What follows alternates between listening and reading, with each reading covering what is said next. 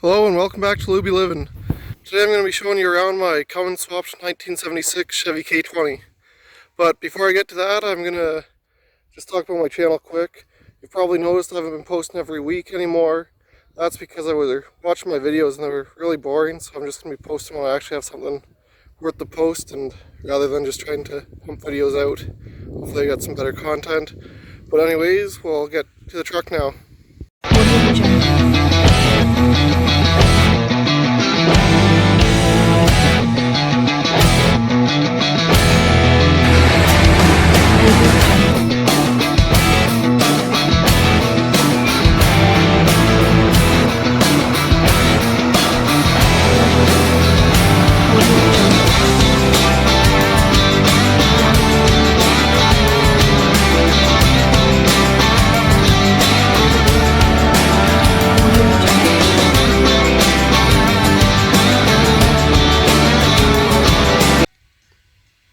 So first things first is the front end.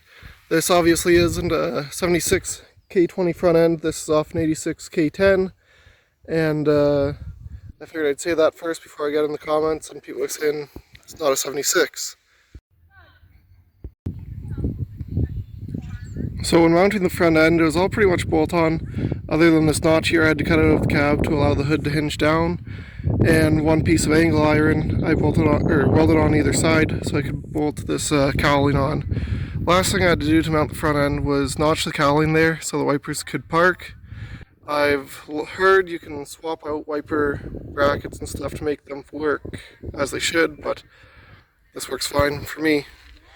So moving on, we'll start talking about the engine here. So this engine is 98 Cummins out of a Ram 2500. It was just a two-wheel drive. It sat in there pretty good. The only issue I really had was when mounting it to the transmission. I used the ZF5 transmission out of an 87 F350, and the bell housing's kind of an oval shape, so I had to keep the engine super low to be able to bolt it to the transmission without hitting the cab. So what I did was I had a 4-inch lift in the truck when I got it. I put a 6-inch lift in so that this cross member could clear the front diff. With the suspension travel, it wouldn't hit. So after we got the engine sitting in there and bolted to the trans, it all went fairly smoothly. One thing I had to do was my rad and intercooler setup. So this is the factory intercooler, chopped down about 6 inches. We flipped it upside down and then mounted it in front of the rad. Those are custom made intake hoses or tubes, and that's going to a first gen intake there. Other than that, engine's pretty much stock. I have removed the fuel plate out of the injection pump, but other than that, no modifications have been done to the engine. As far as the cross members go to mount the engine and the trans and all that, almost every cross member was custom made in this truck. To be able to keep the engine super low and then mount the trans and everything.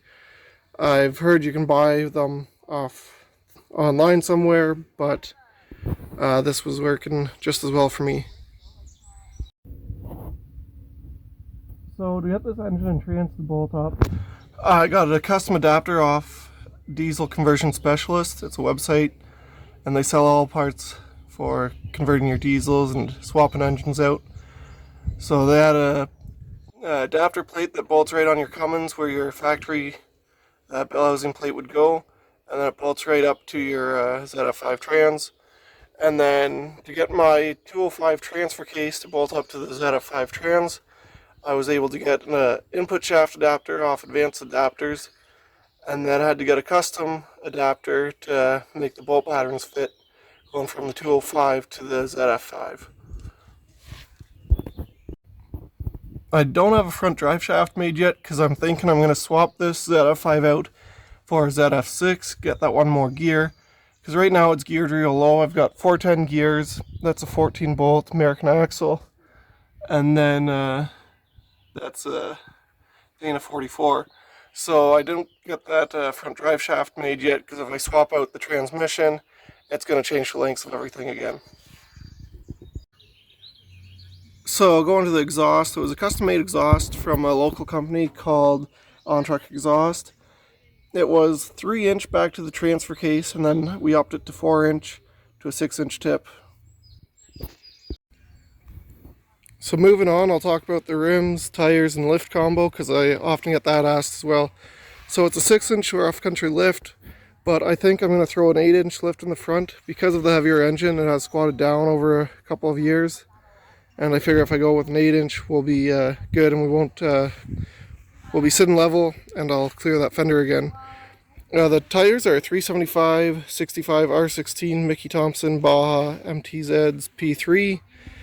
And rims are 16 by 12 Mickey Thompson Classic 3s. So that's kind of that setup, what's going on there. So moving into the interior, it's all pretty much factory. One thing I have that most trucks don't have is this box here. And that's actually kind of factory too. This was an ex-military truck, so the military puts that in when they get the truck new. And it's to control your lights. You can have blackout mode, you can run just whatever lights you want pretty much. So I was originally going to take that out, but it's wired to the fuse panel and back to there for all the lights, and you would have ended up pretty much having to rewire all the lights completely, so it wasn't really worth it. Other than that, I've got this switch, runs my electric fans. They come on automatically, but that's just kind of an override in case we ever had an issue. That button's my preheater, and then the light lights up when the preheater's on.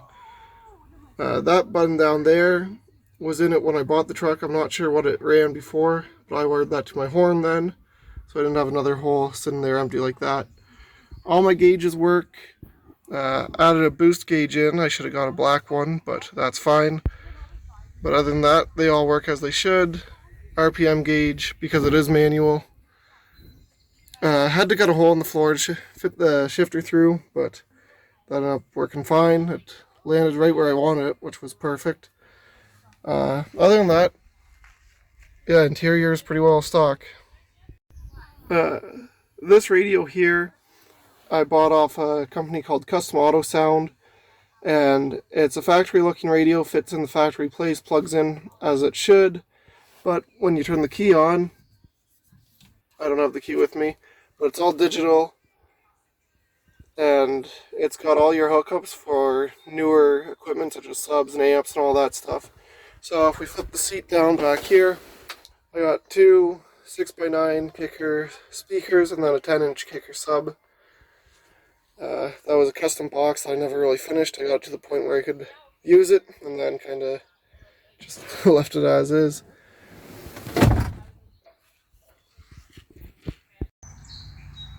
So that's pretty much all there is to say about this truck without going into too much detail. I am sure I'm missing things, or if you want more of a breakdown of what I did and how I did it, just leave a comment and I'll do my best to answer your questions.